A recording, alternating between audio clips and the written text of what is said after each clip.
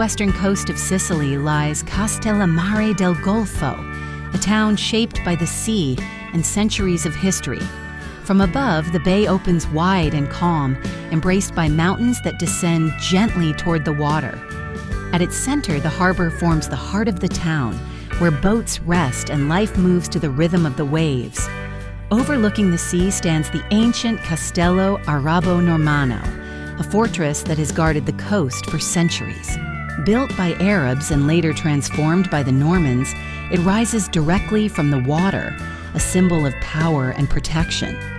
The historic center unfolds along the shoreline, with narrow streets, balconies, and warm-colored houses facing the harbor. Here, past and present blend together in a timeless Mediterranean atmosphere. From the sky, the contrast is striking. The deep blue of the sea, the golden tones of the town, and the green hills that surround it. At sunset, the harbor glows with reflections of light, and the castle stands silent against the horizon. Castellammare del Golfo, where the sea tells the story of Sicily, and every wave carries the memory of the past.